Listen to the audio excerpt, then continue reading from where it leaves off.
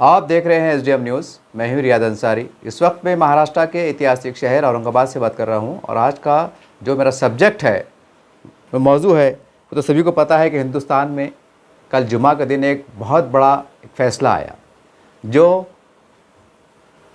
जिसकी वजह से मुसलमानों के 25 करोड़ मुसलमानों के लिए यूँ समझिए कि कल जैसा गम का जैसा दिन था कि मान लो कि हमारे घर में किसी शख्स की मौत हो गई हो, दिल गमज़दा थे, किसी के आँख में आंसू थे, कोई मायूस था, कोई टूटा हुआ था, कोई बिखरा हुआ था, बस देखते ही रह गया। कल जो अखबार में आया फ़ैसला सबको पता है, लेकिन वज़ाहत के तौर पे कहना ज़रूरी है कि कमाल मौला मस्जिद को मध्य प्रदेश हाई कोर्ट ने मंदिर करार दिया। मुसलमान जुमे की नमाज़ अदा कर रहे थे, उसी वक्त अदालत का फ़ैसला आया।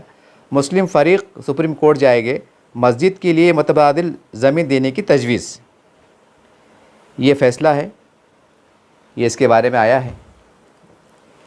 अब ये इसके बारे में तो अखबार में काफ़ी कुछ आ चुका, कोर्ट में मामला चल रहा था, लेकिन इससे हटकर, इससे परे हटकर मैं कुछ ऐसी बात कहना चाहूँगा या कहने जा रहा हूँ। शायद बहुत से लोगों को, यानी कि जो अंधभक्त है, जिनको राजनीति समझती नहीं है, या जिनका सियासी शऊर कच्चा है, या जज्बात में बहने वाले लोग हैं, तो उनको ये मेरी बात पसंद नहीं आएंगी और ये मेरी बात हज़म नहीं होंगी। लेकिन मैं बड़ी सच्चाई को ऐसी आपके सामने, बल्कि 25 करोड़ मुसलमानों के सामने मैं पेश करने की कोशिश कर रहा हूँ। ये जो फैसले हुआ है, जो भी फैसले आ रहे हैं मुसलमानों के ख़िलाफ़, जैसा जो भी है, इसके अगर 90% अगर ज़िम्मेदार है, 10% तो खैर चल ही रहा है, जो भी मामला, कहीं ना कहीं मुसलमान ज़िम्मेदार है। अब हैरान हो रहे होंगे, मैंने पहले कहा कि मेरी बात बहुत से लोग चुप जाएंगी या पसंद नहीं आएंगी। ये माहौल कब से शुरू हुआ? ये माहौल शुरू हुआ बाबरी मस्जिद के वक्त से। और ये माहौल जो शुरू होने की वजह क्या थी, हमें वजह की तरफ देखना पड़ेगा। जब कहते हैं ना भाई, लोग कहते हैं यार वो भाई कोई लड़का है या अपना बच्चा है, शराब पीने लग गया, जुआ खेलने लग गया, या बहुत बुराई के दलदल में चले गया।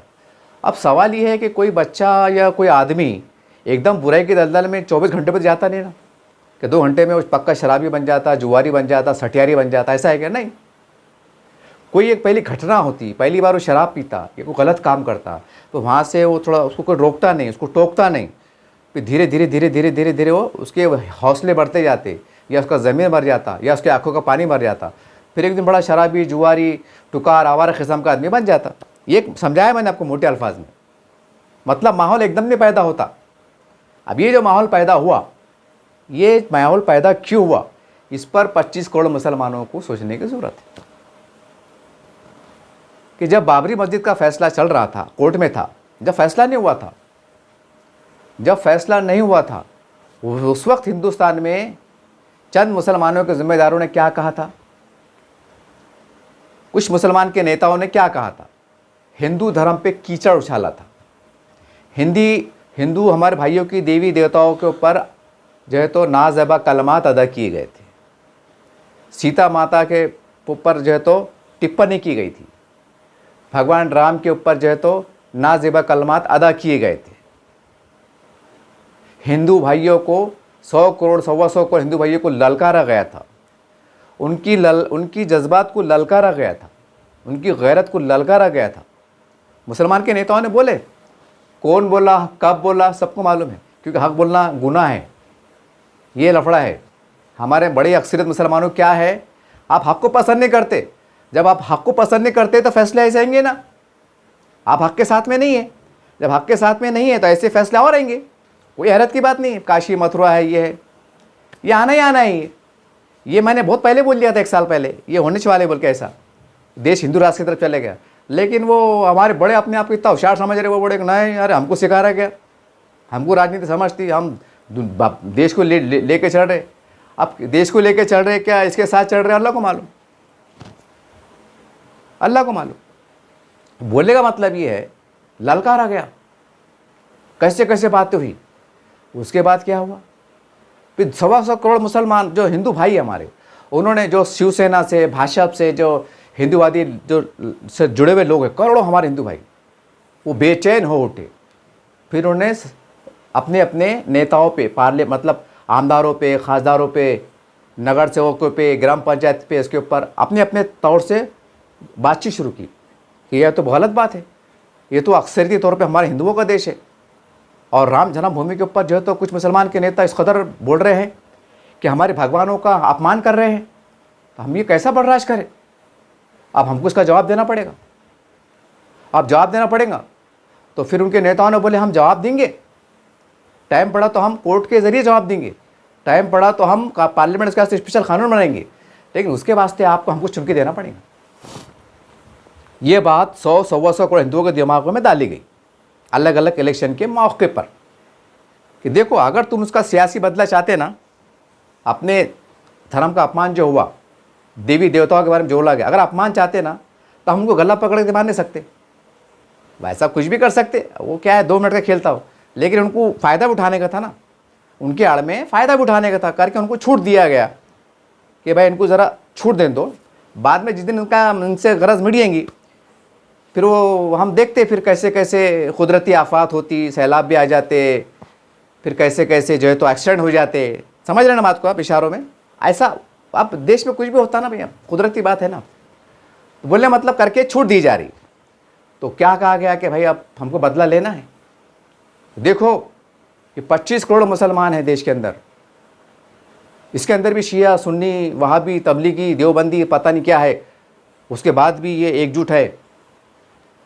और ये देख रहे ना वो भी कि भाई जब इनके कुरान की शान में, नबी की शान में अगर कोई गुस्सा की होती है तो ये लोग रोड पे आते हैं, ये अपनी जान देने को कम नहीं करते हैं, गोलियां खाने को मतलब अपना वो समझते हैं, शान समझते हैं, अपने मज़हब के प्रति जो है तो कोई अपमान बर्दाश्त नहीं कर सकते। ये मुट्ठी भर लोग हैं ये देश के अंदर, बहुत मतलब मुट्ठी भर है। तो आज जो है तो इनको जो है तो इस कदर वो है, एक जुनून है, जज्बा है। देखो तो तुम तो 125 करोड़ है मेरे हिंदू भाइयों, अगर तुम हमको ताकत देने का काम करेंगे तो ये ऐसी घटनाएं हम नहीं होने देंगे। और रही बाबरी मस्जिद की बात, तो आप हमें ताकत दीजिए, हम बराबर इंसाफ से काम लेंगे।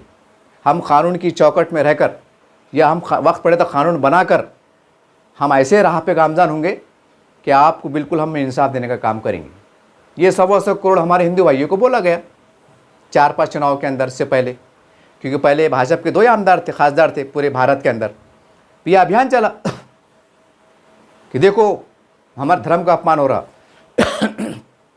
कुछ मुसलमान के नेता कह रहे हैं कि हिंदू राष्ट्र हो जाएगा। तो हिंदू राष्ट्र क्या है? क्या आतंकवाद का मजहब है? क्या हमारा धर्म क्या आतंकवाद को तालीम देता है? हमारा धर्म तो शांति का धर्म है। ये हमारे धर्म पे कैसे चलते हैं? ये कहते हैं हिंदू राष्ट्र हो जाएगा, जैसा आतंक मच जाएगा।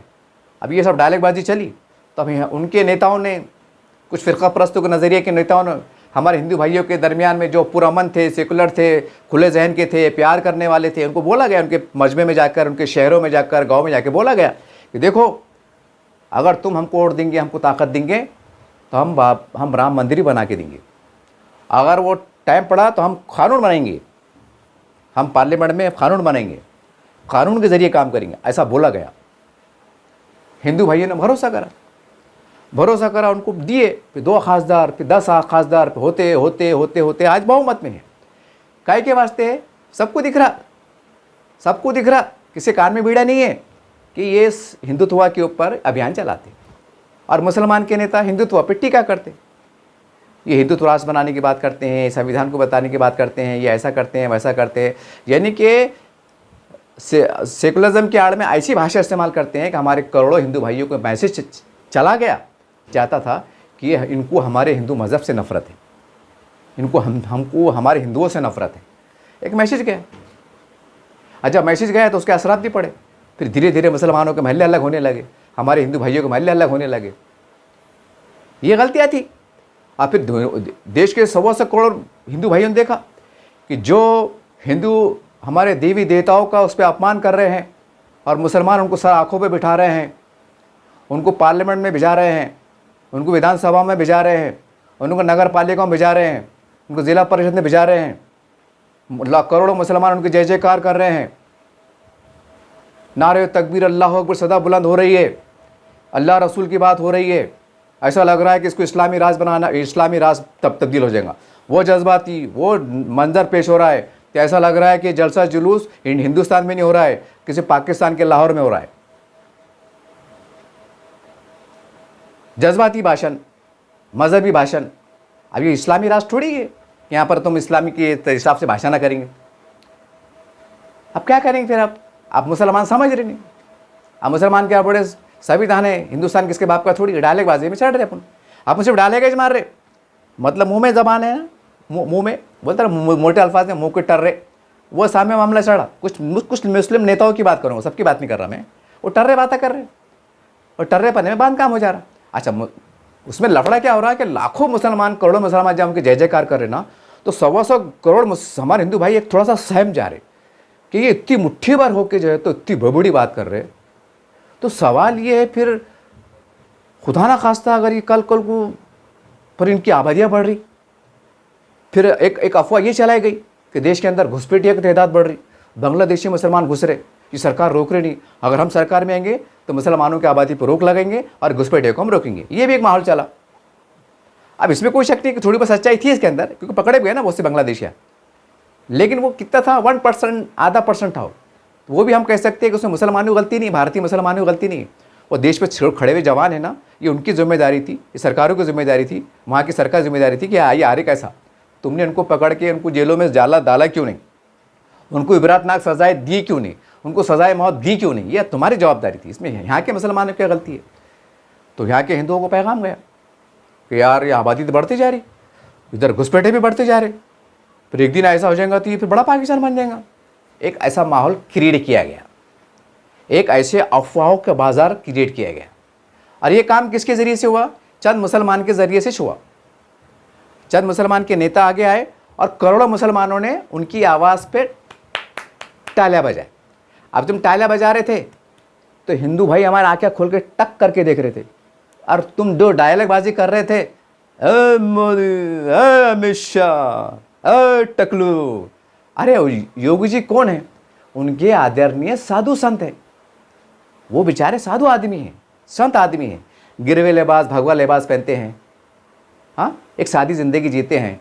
करोड़ों हिंदू भाई उनकी जो है तो उनको अपना गुरु मानते हैं, उनको अपना जो भी उनका एक तरीक़ा रहता है, मतलब एक मज़हबी आस्था के हिसाब से उनके पैर छूते हैं, उनको नमन करते हैं, मतलब उनको इतना बड़ा रूप में देखते हैं।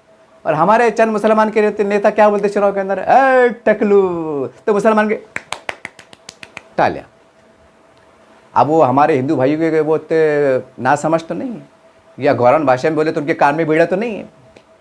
अब वो तो कुछ नहीं कर सकते ना भाई, आप लफड़ा क्या आ गया, आप कुछ नहीं कर सकते। अब वो ऐसा कर रहे हो कि साला यार हमारे आदरणीय साधु संत को टकलू, फिर अब क्या करना, ऐसा गुस्से में आ रहे। तो फिर ये गर्माहट का माहौल का फ़ायदा उठाकर फिर चंद नेता उनके पास पहुँच रहे।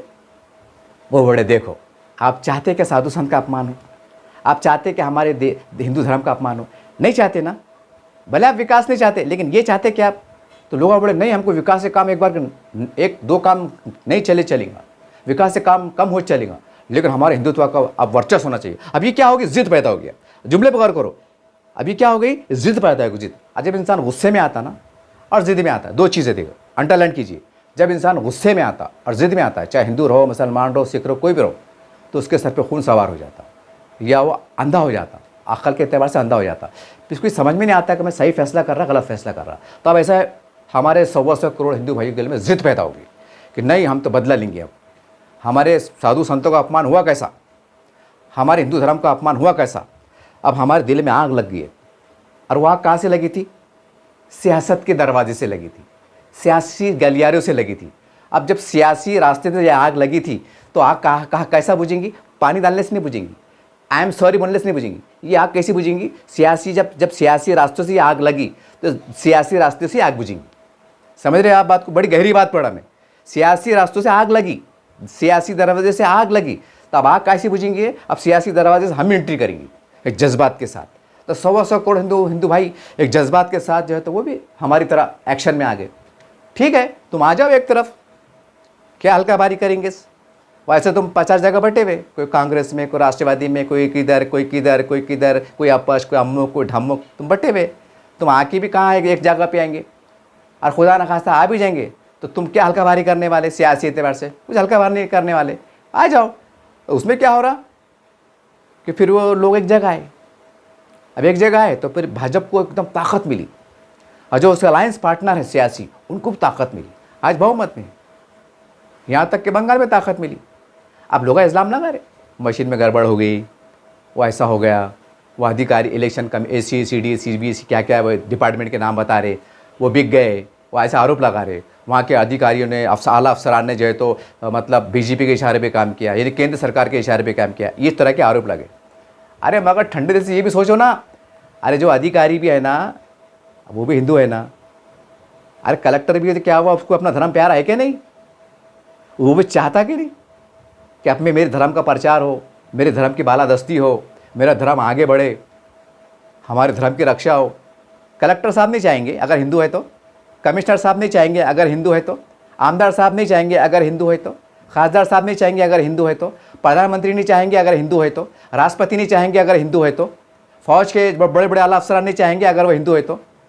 और बड़ी मेजोरिटी में हिंदू है लोकतंत्र के चौकट में रहकर। सब जब इतना खुल्लम खुल्ला दिख रहा और तुम ललकारने की बात कर रहे, तुमको गुस्सा आएगा ना फिर, है ना?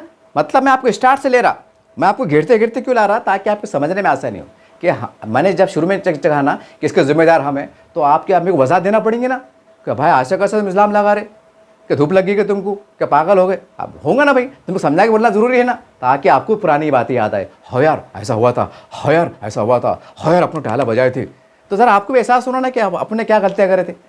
और उसमें हुआ क्या? कुछ भी नहीं हुआ। तो हिंदुओं भाइयों को जो गुस्सा आया, उन्होंने सियासी एतबार से एक जमहूरी अंदाज से भाजपा को वोट दिया, उनको ताकत में लाया और उनको इशारा दिया कि आप कानून के ज़रिए से काम करो। आप दंगे फसाद तो कर नहीं सकते, देश बड़ा है, देश बदनाम हो जाएगा। अच्छा जब दंगे होंगे तो फिर ऐसा थोड़ी खाली मुसलमान नुकसान होगा, सभी का नुकसान होता है उसके अंदर।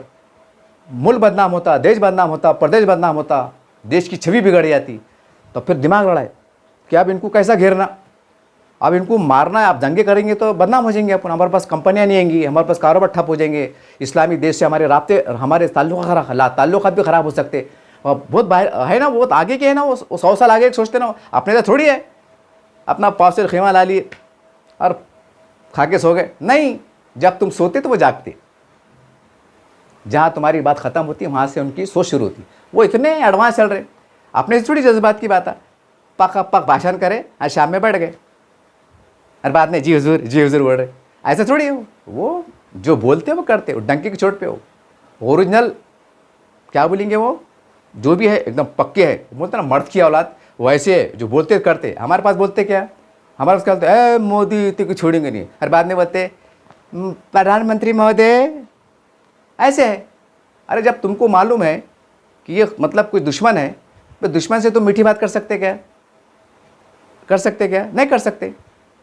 हमारे महल्लों में देखो ना, जरा सा वोट नहीं दी तो दुश्मन बन जा रहे। अरे बोले साला आपने वोट नहीं दी थी, बोले यार अपने खिलाफ गए थे, तुमके जनाजे में नहीं जा रहे, मौतम में नहीं जा रहे। औरंगाबाद की मिसाल, ऐसे कई लोग मैंने देखा, मतलब बड़ी सभी नहीं लेकिन बड़ी तादाद मैंने ऐसा देखा, जो बात बंद कर रहे अजू करते, ठीक है हाँ बाद में देखेंगे। देने वाला मुसलमान, गिरने वाला मुसलमान, वोट लेने वाला मुसलमान, जब हमारा यार रहेगा भैया तो वो तो भाजपा है ना भैया, ज़रा कुछ तो सोचना ना भैया, ये गलत बात है ना, समझ रहे बात को आप? तो फिर उन्होंने क्या करे, सियासी तौर से गुस्सा बताए, उनको ताकत देने का काम करे। और क्या इशारा दिए भाजपा को, देश के 100 से करोड़ हिंदू भाइयों ने, कि आप तुम क्या करो कि उनको कानून की चौकट में रहकर, जब उनको बताया गया कि देखो इससे झगड़े मत करो, दंगे मत करो, एड़े चाले मत करो, तुम खाली हमको ताकत दो, हम कानून के ज़रिए से जमहूरी अंदाज में रहकर, जमहूरियत की चौकट में रहकर वो काम करेंगे कि सांप भी मर जाए और लाठी भी ना टूटे। अभी करोड़ों हमारे हिंदू भाइयों के दिमाग में बात आ गई, वो बोले हाँ यार सही यार, ये लड़ाई करके, झगड़े करके, फिसाद करके, दंगे करके, बड़े बड़े मोर्चे निकाल के, हाँ मतलब हुहाव करके कोई मसला नहीं है। आप थोड़ा बहुत करते रहो। वो कैसा फिल्म में एक फिल्म आता देखो एक, तो उसके अंदर कैसा 2-4 मिनट की फाइट भी रहती, भुशुम भुशुम भुशुम। तो ऐसा ये एक फिल्म चल रहा है, एक सियासी फिल्म चल रहा है, तो फिल्म में क्या बोला गया कि हमको अमन से रहना है और जमहूरी अंदाज चलना है। लेकिन वो कैसा फिल्म में अगर जब तक थोड़ी बहुत भीषम भीषम नहीं रही तो मज़ा नहीं आता ना, तो थोड़ा बहुत ये थोड़ा हल्के फुल्के मोर्चे हो जाते, धरने हो जाते, फिर चुपते हुए ऐसा करते, कोई ऐसा जयंती निकल जाती तो फिर यूँ करते, ये इसको क्या बोलते हैं भीषम भीषम। ज़रा इन्जॉय भी हो रहा ना भाई, बगैर फाइटिंग फिल्म में मज़ा भी नहीं आता ना। मैं आपको एग्जाम्पल में दे रहा आपको, और बड़ा कड़ू एग्जाम्पल में दे रहा आपको। तो उसमें क्या होगा, फिर चौकट में आ गए, आप बहुमत में आ गए, अब उनके ऊपर प्रेशर, भाजपा के ऊपर प्रेशर। चलो हमने तो वादा करे कि तुम हमको वोट दो, हम कानून बनाएंगे पार्लियामेंट के अंदर, हम कानून बना के एक जमहूरी अंदाज से पुरअमन तरीके से जो है तो आपकी उमंगों का, तरंगों का, भावनाओं का, इच्छाओं का सम्मान करेंगे, आदर करेंगे और आपको राम मंदिर बना के देंगे। फिर सर जोड़ के बैठे, कैसा करना कैसा करना कैसा करना। अब सारी बात आपको मालूम है, अक्लमंद को इशारा काफ़ी। अगर आप ये इशारा भी नहीं समझेंगे तो फिर आपको जीने के भी अधिकार नहीं। मतलब सबको नहीं कह रहा हूँ मैं, जो ना समझ उनको कह रहा हूँ। फिर आप एड़ चाले मत करो, बातें मत करो, जो चढ़ा चलने। तो फिर अगर आप ये भी शौर नहीं रखते तो फिर सर जोड़ के बैठे। फिर कानून से फिर कैसा कैसा कैसा कैसा रास्ते तैयार हुए, हमवार हुए, रास्ते बने, हमवार हुए। फिर मुसलमानों को जो है तो जहन साजी की गई, कुछ लोगों को हम ख्याल बनाने की कोशिश की गई। तो कुछ लोगों को बोला गया कि तुम्हारा मोर्चा चालू रखो खामोश तरीके से, मतलब जो भी था जैसा भी था बोल बचन चबरापन तुम्हारा चालू रखो, ताकि हमारे लाखों हमारे हिंदू भाई है उनके अंदर सियासी गुस्सा कायम रहे। अगर तुमने ज़रा बोलना बंद कर दिए तो ये भूल जाएंगे, इसलिए तुम वक्तन फ़क्तन बोलते रहो, है मोदी, है योगी, है अमित शाह, है टकलू, ऐसा डायलॉगबाजी बोलते रहो, ताकि हमारे हिंदू भाइयों के अंदर सियासी गुस्सा बरकरार रहे। और ये बंगाल हमने जैसा ले लिए, आने वाले वक्तों के अंदर हमको और भी जैसा कामयाब हासिल करना है तो तुम्हारे डायलॉगबाजी चलन दो। और क्या है, सियासी त्यौहार से अपन समझ गए ना बात को, इशारों में मुसलमान तालियां बजाए। अब गलती किसकी है? अब जो नेता गैर ज़रूरी बयान दे रहे, यहाँ तक कि इस्लाम से हटके बयान दे रहे, जबकि हमारा इस्लाम धर्म में लिखा हुआ है कि तुम किसी खुदाओं को बुरा मत बोलो, किसको उनको बुरा मत कहो, न तो पलट के तुम्हारे जो है तो खुदाओं को बुरा मतलब उसको बुरा बोलेगा। ये हमारी किताब में लिखा हुआ है ना। लेकिन जब हमने इतनी बड़ी गलती करे, इस्लाम को जानते हुए गलती करे, मुसलमान होते हुए गलती करे, हमने जज्बा, जबकि इस्लाम में ये भी है कि गुस्से भी नहीं आना चाहिए, गुस्सा हराम है, लेकिन तुमने गुस्से में आके, जज्बात में आके हिंदू देवी देवताओं को बुरा भला बोल दिए और मुसलमान ने टाला बजा दी, जबकि गुस्सा हराम है। और जब डायलेक्ट कर रहे थे, जब मार रहे थे तो लाखों मुसलमान टाला बजा रहे थे। इसका मतलब एक तो गुस्से की हालत में थे, एक तो वो इस्लाम से हटके बात मतलब जुमला अदा कर रहे थे, और तुम जो टाला बजा रहे थे इसका मतलब जो है तो तुम भी उनकी तरफ से तायद कर रहे थे। हाँ, आप जो बोल रहे डायलेक्ट मार रहे, सही मार रहे, हम लाखों मुसलमान आपके साथ में है। यानी कि वो आदमी गुस्से में है, मतलब तुम भी, तुम्हारा जहन भी गुस्से में है। लाखों करोड़ों हमारे हिंदू भाई ने देखा। हाँ, ये है मुसलमान समझ रहे नहीं। और जो मुसलमानों के जिम्मेदार है, जो पुरअमन है, जो अच्छे है, काबिल है, वो डरे हुए और समय हुए हैं कि यार कैसा मोर्चा खोलना, कैसा मोर्चा खोलना। अब हर एक के गुंडे अटकी हुई है, किसी किधर किसी किधर किसी किधर। लफड़ा क्या आ गया कि इसमें जो है ना तो कोई एकदम अगर कोई उठा भी तो कई ऐसी कमज़ोरी रहती, कुछ तो ऐसी वीक पॉइंट रहता कि फिर उनको इशारा मिलता है कि अगर आपने अगर बोले तो फिर ये तो फिर वो बोलते जान दो यार अब लफड़े कम हो जाएंगे। फिर वो चाहते हुए भी नहीं बोलते, हालांकि दिल में आता गुस्सा।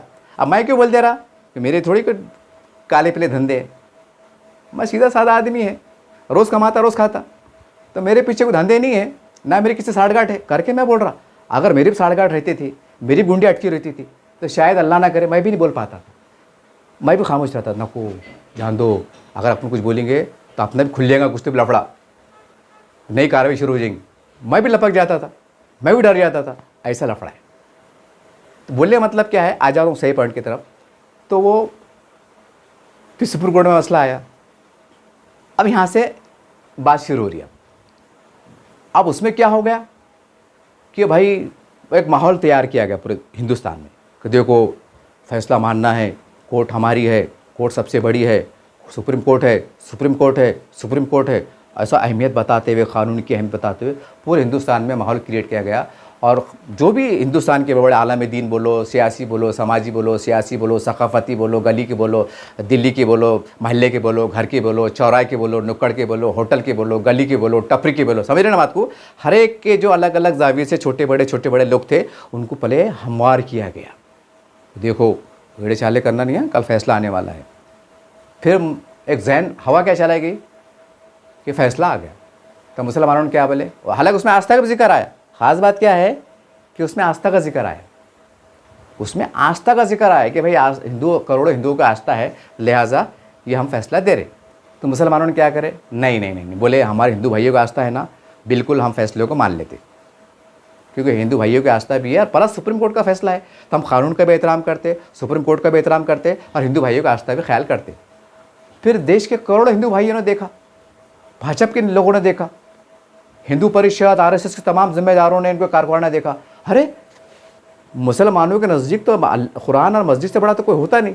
जब इन्होंने हमारी आस्था ख्याल करके जो है तो फैसले को मान लिया और मस्जिद के बारे में फ़ैसले कबूल कर लिया और अपनी बात को मतलब वो करा कानूनी अंदाज से, कानून के आड़ में जो है तो खामोशी इख्तियार की, मतलब गोया इन्होंने एक तरह से मस्जिद का हवाले कर दिया।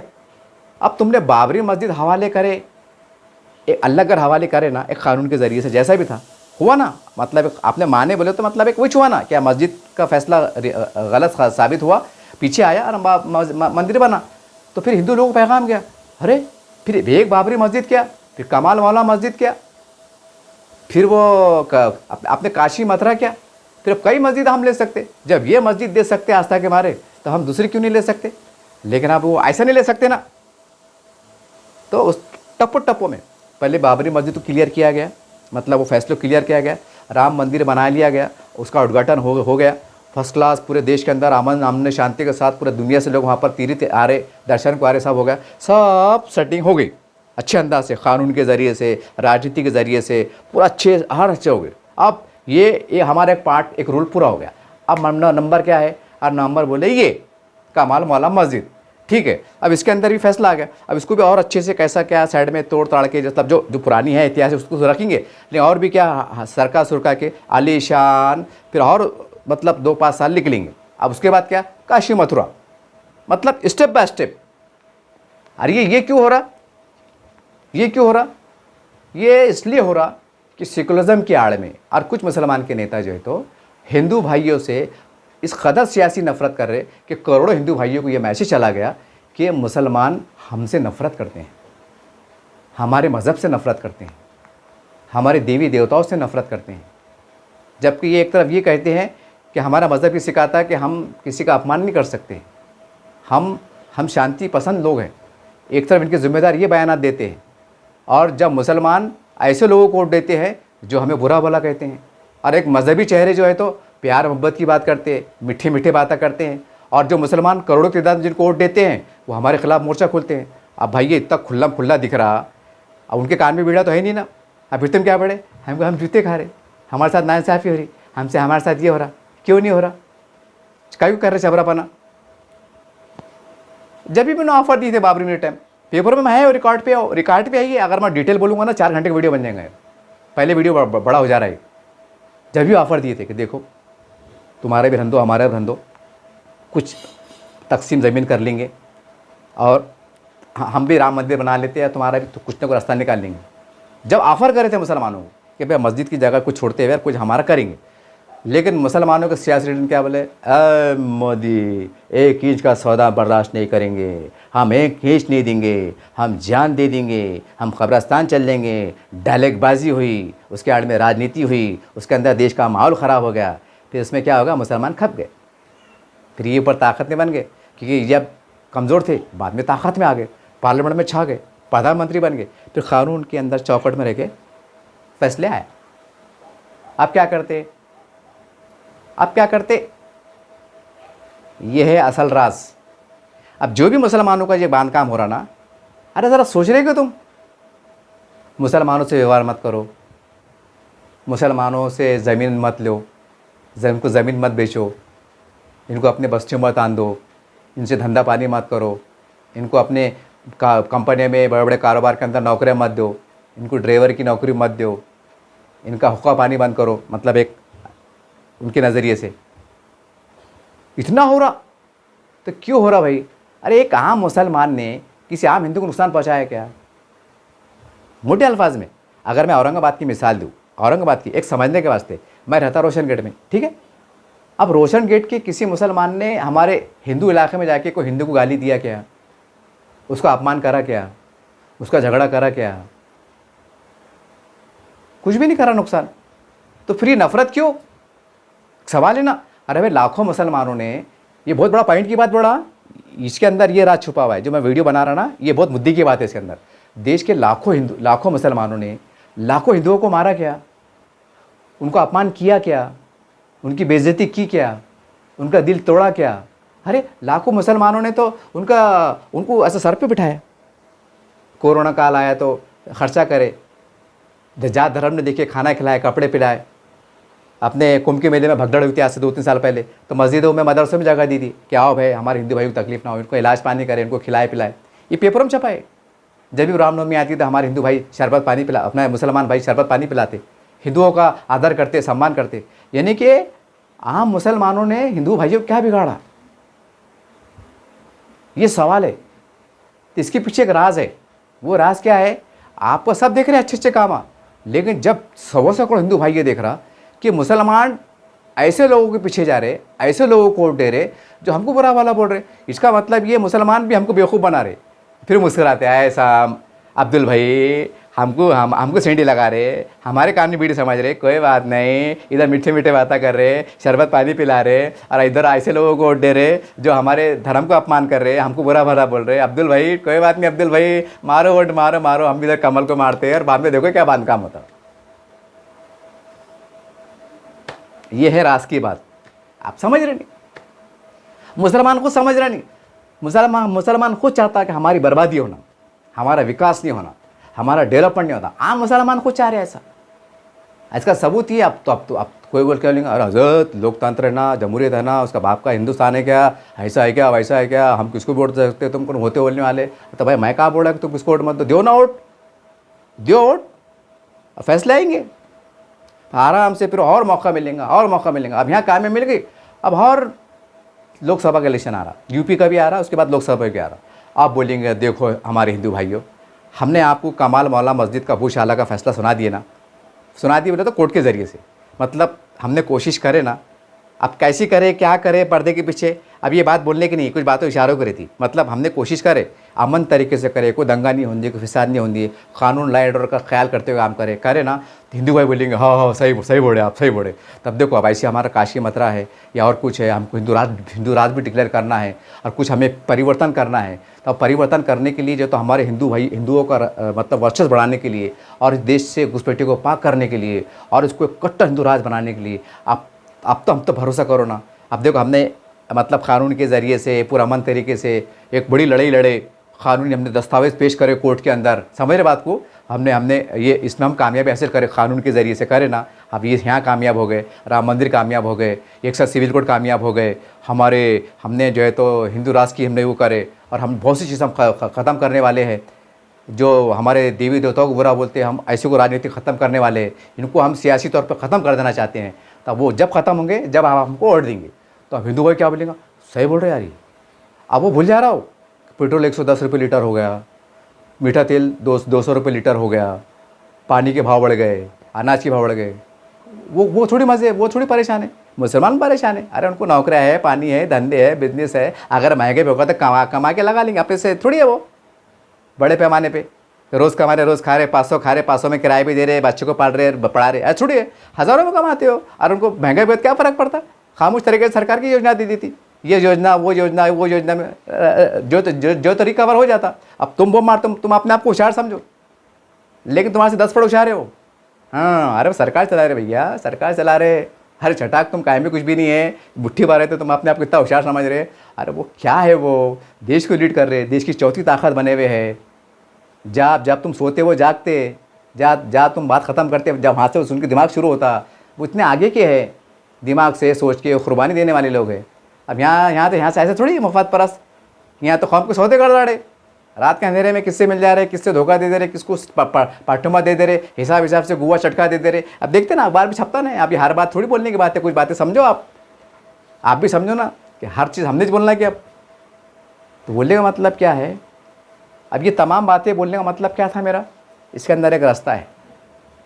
इसके अंदर रास्ता ये है, इससे पहले मैंने बात बोला था, अगर मुसलमान अगर अपनी को पार्टी बनाते हैं पूरे हिंदुस्तान में, चाहे कोई भी नाम से बनाओ आप, एक थोड़ी देर के वास्ते अगर आपको लगता है कि हमारा झंडा होना, हमारा डंडा होना, एक मिसाल के तौर पर करो, आप डंडा भी लेके चलो, झंडा भी लेके चलो, लेकिन उसकी पॉलिसी बनाओ कि हम हिंदू भाइयों को बुरा बोलेंगे नहीं, हिंदू धर्म पर टीका करेंगे नहीं, भाजपा को बुरा बोलेंगे नहीं, हिंदुत्व के बारे में बोलेंगे नहीं, और चुन के आएंगे तो हम बीजेपी के साथ जो है तो जो तरीक़ा रहता है मिलकर सरकार बनाने का, हम ऐसा काम करेंगे।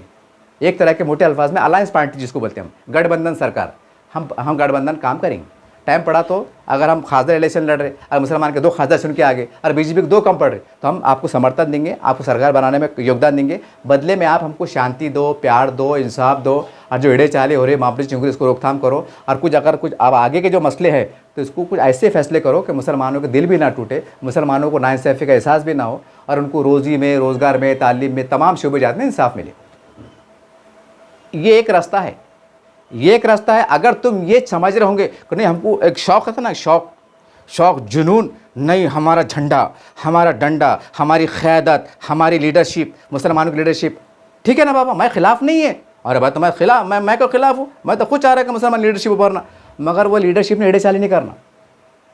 ये बोलना कि देखो भाई हम लड़ रहे, मुसलमानों के इलाके है, हम यहाँ चुन के आ सकते, इसलिए हम आमदार भी लड़ रहे, हम खासदार भी लड़ रहे, हम नगर पालिका भी लड़ रहे, लेकिन हम जब चुन के आएंगे तो हम जो है तो अल्हम्दुलिल्लाह, चाहे सेना हो, भाजपा हो, इनसे हमारा दोस्ताना ताल्लुकात रहेंगे, इनके साथ हम गठबंधन करेंगे। टाइम आया अगर हम बहुमत में आ गए तो वो उनसे हम समर्थन लेंगे, या वो आ गए तो हम उनको साथ देंगे, और हम एक महापौर भी बनेंगे, या सरकार बनेंगे, या ये मुख्यमंत्री बनेंगे, या प्रधानमंत्री बनेंगे, ये सरपंच बनेंगे, या जो भी जिला परिषद में जो चेयरमैन CEO बनता है, क्या क्या तमाशे रहते, ऐसे तरीके से हम काम करेंगे। तो इसमें क्या होगा, हिंदू मुसलमान की राजनीति ख़त्म हो जाएगी।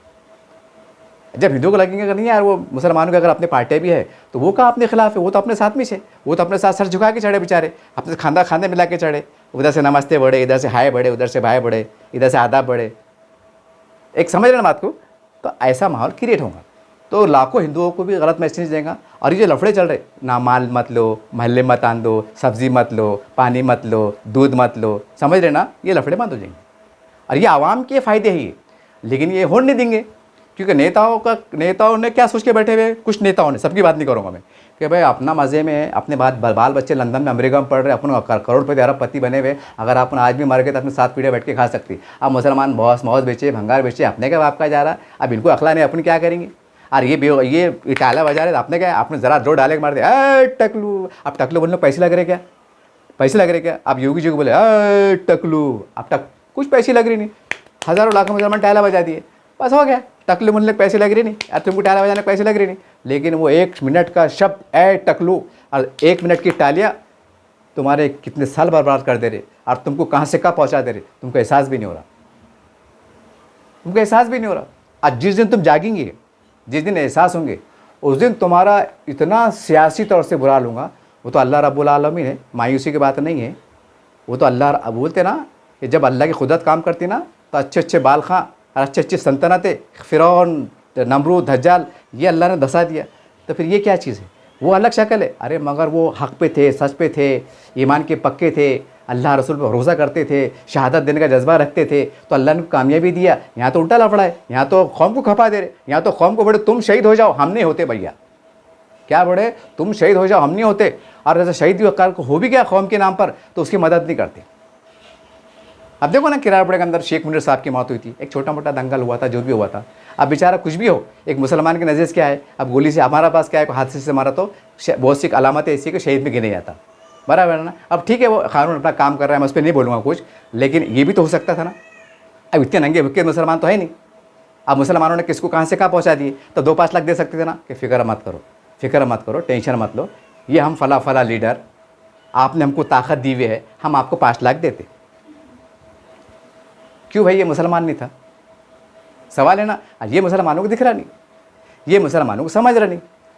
मुसलमान टालिया, जज्बात, तो एक दिन ऐसा आएगा कि मतलब मैं एग्जाम्पल में दे रहा, मायूसी की बात नहीं कर रहा, सिर्फ एग्जाम्पल में दे रहा आपको कि फरमान निकलेगा मुसलमानों ने 10 बजे के बाद घर के बाहर निकलना नहीं।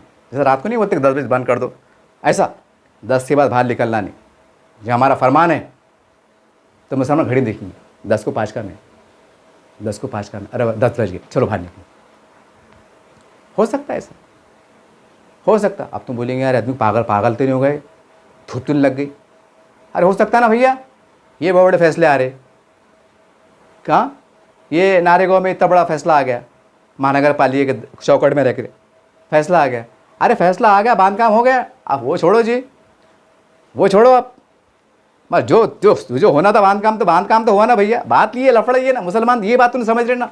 वो क्या बड़ी बात ना, अब फर्ज करो कल को कोर्ट ने बोले नहीं नहीं नहीं नहीं, और पनिशमेंट देंगे नहीं, इनको बना के दे दो, ये तुमने गलत करे, तो ठीक है ठीक है ठीक है हम बना के दे देंगे थोड़ी देर के वास्ते। अरे मत तुम्हारा बांधकाम होगा ना, वो तो होता नहीं, वो तो बहुत लंबा केस चलेगा हो, जब तक लोग भूल भी जाएंगे।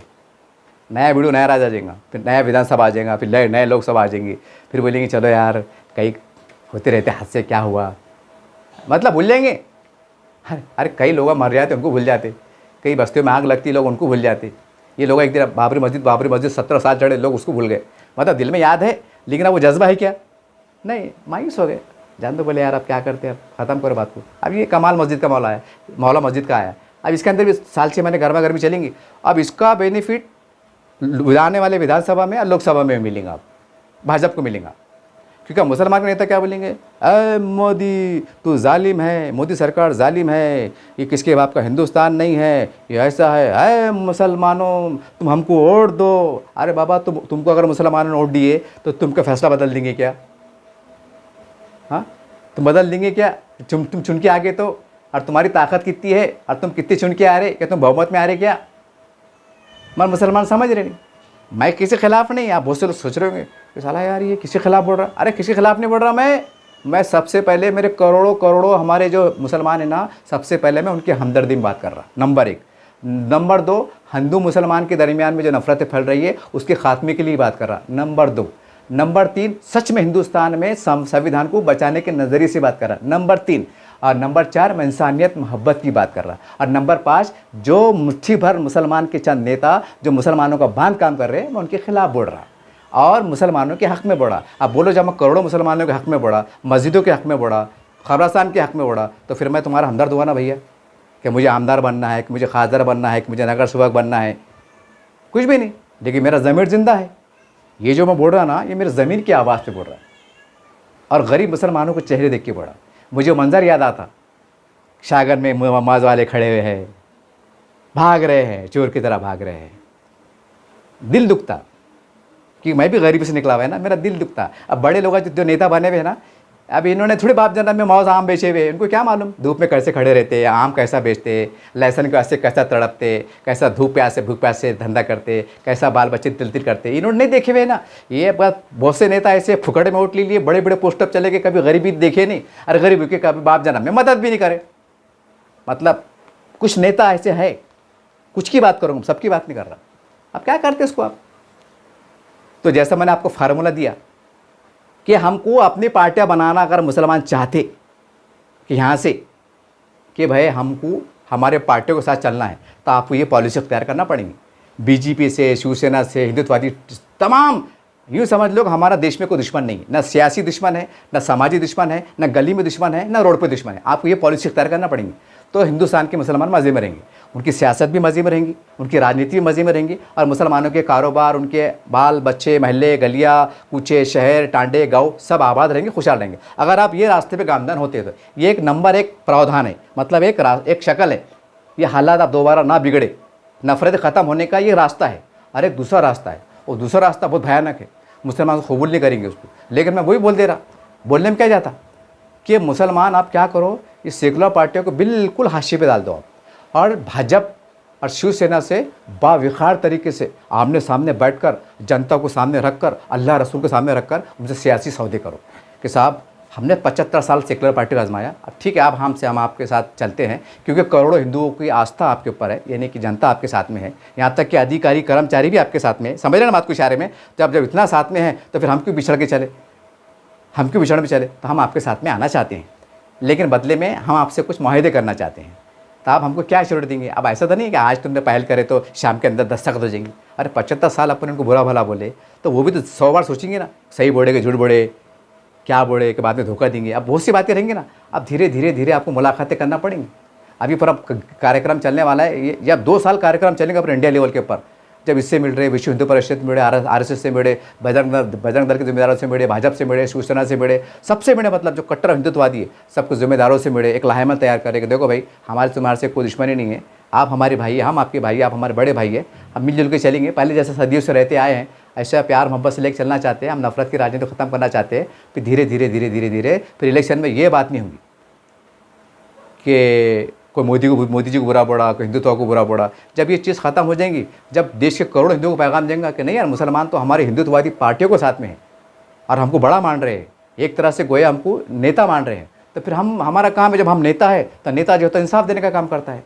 और जब हमको नेता मान रहे, पाठुंबा दे के, पाठुंबा लेके या कहीं और दे के, तो जाहिर सी बात है उनके दिल से भी नफरत खत्म हो जाएगी, माहौल साजगार हो जाएगा।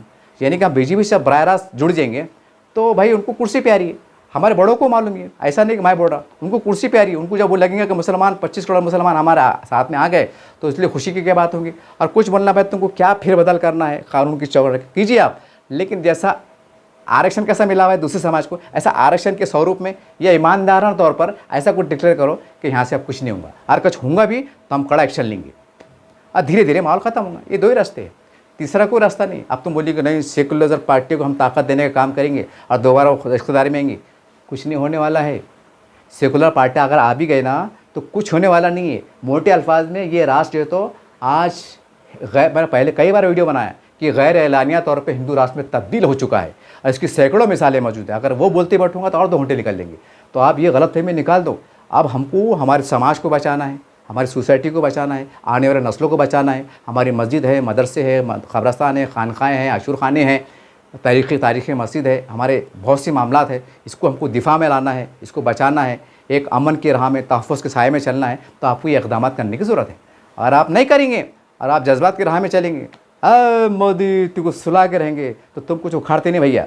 तुम है 25 करोड़, उधर है 100 150 करोड़, और फिर है ऐसा मशीनरी भी कैसा साथ में दी थी, आपको पता ना अखबार में कैसा आता। मशीनरी का मतलब समझ रहे ना, साथ में आता। एक दिन पूरे छा जाएंगे, तुम्हारी बगैर मदद छा जाएंगी, फिर आप सरेंडर होंगे। मोदी आप सरेंडर होंगे ना, बाबरी मस्जिद का फैसला आया, सरेंडर हो गए आप। अब ये जो तो कमाल मौला का फैसला आया, तो आप तुम क्या बोले, एक रास्ता है नहीं उछल रहे, हम सुप्रीम कोर्ट में जाएंगे, ठीक है। अब सुप्रीम कोर्ट में के अंदर भी आ गया कि नहीं हाई कोर्ट ने फैसला सही दी, ये बरकरार है। तो फिर क्या मुसलमान के नेता क्या बोलेंगे, भाई मैं भी मुसलमान है, मैं भी अल्लाह से दुआ करता है कि अल्लाह कुछ खैर का मामला हो जाए। लेकिन अब खैर नहीं हो सकता ना, जब शर इतना फैल गया और उसके अंदर जिम्मेदार हम हैं और हमारे ज़रिए से बांध काम हो रहा, तो शर कहाँ से हो रहा। अल्लाह भी हमारे नीयत को देख रहा ना, हमारे नेताओं की नीयत को देख रहा, आवाम की नीयत को देख रहा। नेता जो है तो बुरा भला बोल रहे, जबकि इस्लाम में हुक्म है कि किसी के खुदाओं को उनको बुरा मत बोलो, वो उनको बुरा बोल रहे, लाखों मुसलमान टाला बजा रहे, तो कहाँ से अल्लाह की मदद देंगी। है इसकी शरीयत में गुंजाइश कि कोई आदमी किसी मज़हब को बुरा बोल रहा और लाखों लोग उसको टाला बजा रहे, तो शरीयत ज़रा पूछो मुफ्ती साहब से कि एक आदमी किसी को बुरा बोल रहा और हम उसका समर्थन कर रहे, तो समर्थन करने वालों के उसमें और बोलने वाले के उसमें फतवा क्या है, ज़रा लिख के तो लो ज़रा। ठीक है, मेरे को मत मानो, लेकिन फतवे को तो मानेंगे ना, कम से कम इस्लाम क्या कहता है, बल्कि बराबर है कि नहीं। तो बोलने का मतलब क्या आ रहा कि ये आपको काम करना पड़ेगा, ऐसा ये रास्ता है, नहीं तो आपको इंसाफ नहीं मिलेगा। और जब बगैर उसके बहुमत के चुन के आ जाएंगे, आज जैसा मैंने अभी हवाला दिया कि सुप्रीम कोर्ट का अगर कमाल मौला मस्जिद का फैसला आ गया कि भाई ये मस्जिद फैसला सही है, तो मुसलमान के नेता क्या करेंगे और मजहबी तो तंजीमें वो क्या करेंगे, जहाद का ऐलान करेंगे। आप नहीं यार जहाद ऐसा करेंगे, रोड पे आके धिंगा मस्ता करेंगे, लैंड ऑर्डर ख़राब करेंगे। मगर कभी देखने में नहीं आया, कभी आज तक जब से उस समय हमारे नहीं देखा कि कोई मुसलमानों के लिए अगर कोई मतलब एक मोर्चा निकल रहा हो और हालात ख़राब हो तो किसी मुसलमान को गोली लगी, उसके जवान बेटे को गोली लगी, उसके घर को आग लगी। मैंने आज तक नहीं देखा, मैंने आज तक नहीं देखा। इसका मतलब क्या है, इसका मतलब क्या है, जबकि इस्लाम हमारा, अगर हम तारीख़ इस्लाम में जाते तो सहाबा की हम तारीख़ पढ़ते तो वो आगे रहते थे, वो मोर्चा संभालते थे, वो जंग की कमांडिंग करते थे, सबसे पहले सफ़े अव्वल में रहते थे, ख़ुद भी ज़ख्मी होते थे, यहाँ शहीद भी हुए। ये हमारी तारीख़ इस्लाम है, ये है असल इस्लाम। यहाँ तो इस्लाम की बात करते और नारे भरते, और जब बचाने का टाइम आता मुसलमानों को तो घरों में चुपके बैठ जाते, भाग जाते। बेचारे बेखुसर मुसलमानों पर गोलियाँ चल जाती। कई ऐसे वाक़यात घटे हुए। अब इसको क्या नाम देंगे आप? इसको किस तरह की राजनीति कहेंगे आप? कि कौम परस्ती कहेंगे? उसको क्या नाम देंगे? मेरे खुद दिमाग में नहीं आ रहा उसको क्या नाम देंगे।